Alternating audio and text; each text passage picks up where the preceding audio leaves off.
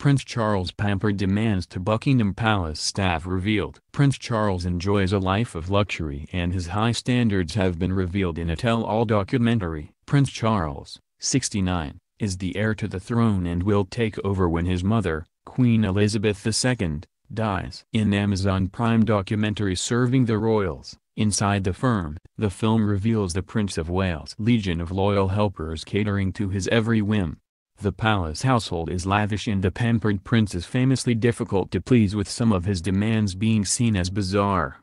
Footage shows Princess Diana's former butler Paul Burrell explaining that Charles has grown up in such a privileged lifestyle, he doesn't have the mechanics to choose for himself anymore. He adds, everything is done for him. His pajamas are pressed every morning, his shoelaces are pressed flat with an iron, the bath plug has to be in a certain position, and the water temperature has to be just tepid. Mr. Burrell adds that Charles even has his valets squeeze 1 inch of toothpaste onto his toothbrush every morning. He then recalls a moment during his years spent as a royal butler at the palace. On one occasion, he rang me from his library and he said, "Oh Paul, a letter from the Queen seems to have fallen into my wastepaper bin. Would you pick it out?" The prince is accustomed to traveling with his own very specific creature comforts, according to Rebel Prince, The Power, Passion and Defiance of Prince Charles by Tom Bower. The book describes how, before a visit to a friend in northeast England, he dispatched his staff ahead a day early with a truck carrying Charles and Camilla's complete bedrooms, including the prince's orthopedic bed along with his own linen. His staff had also packed a small radio, Charles's own toilet seat, rolls of Kleenex premium comfort toilet paper, Lefroy whiskey and bottled water, plus 2 landscapes of the Scottish Highlands. "Nobody knows what utter hell it is to be Prince of Wales," Charles said in November 2004. His idea of hell, it must be said, is unlikely to be shared by most of his future subjects. Take, for example, accounts of what it is like to have Prince Charles come to stay for the weekend. Before a visit to one friend in northeast England, he sent his staff ahead a day early with a truck carrying furniture to replace the perfectly appropriate fittings in the guest rooms.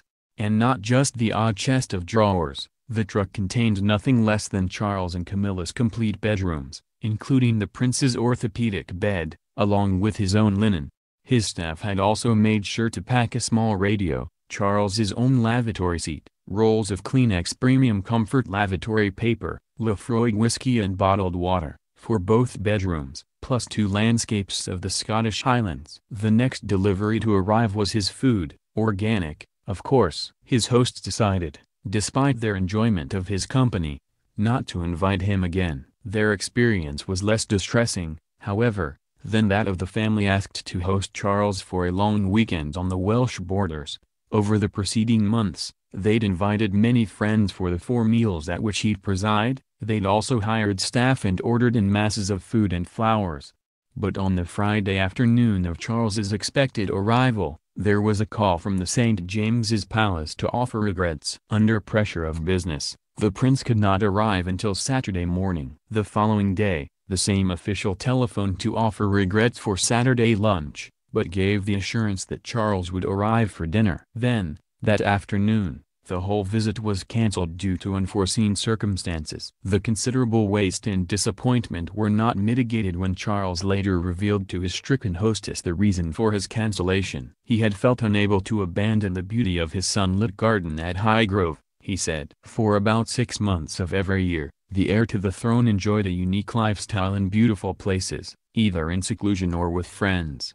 Although his traveling staff, a butler, 2 valets, chef, private secretary, typist and bodyguards, could anticipate most of his movements between his 6 homes, the only definite confirmation of his final destination, especially to his hosts, would be the arrival of a truck carrying suitcases, furniture and food.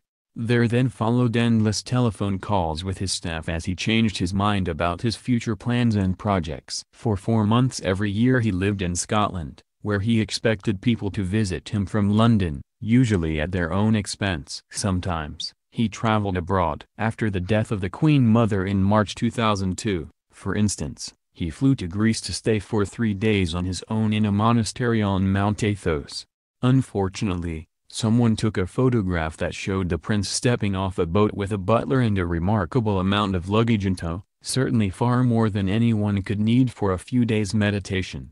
The image didn't exactly chime with the theme of the imminent Jubilee celebrations, to emphasize the monarchy's relevance in modern Britain. Charles's staff could see this, even if he couldn't. Julia Cleverdon, an executive on one of his charities, stuck the photo on her office wall and wrote, with risky irony, "We are off to Mount Athos with 43 pieces of luggage." The prince's other free weeks were likely to be divided between well-off friends. At Chatsworth, the 175-room home of his beloved Debo Mitford, the Duchess of Devonshire, Charles and Camilla would be assigned a whole wing for up to 3 weeks.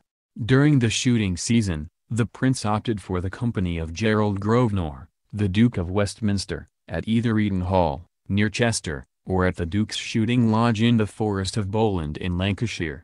In between, he stayed at Groby, the home of the Earl and Countess of Halifax in Yorkshire, and with Chips and Sarah Keswick in Invermark, Scotland.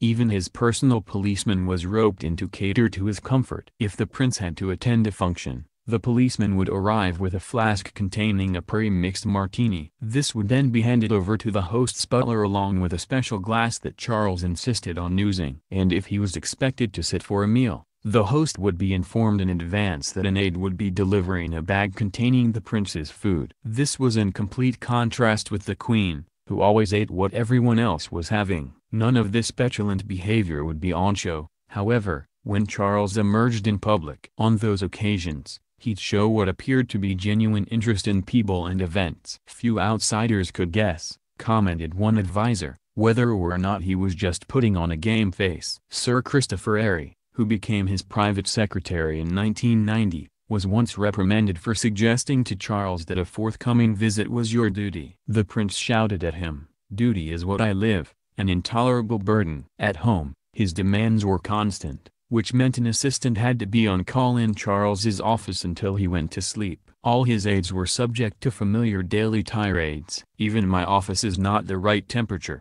he'd moan. "Why do I have to put up with this? It makes my life so unbearable." Sir John Riddell, his private secretary for 5 years from 1985, once told a colleague that Charles was better suited to being a second-hand car salesman than a royal prince.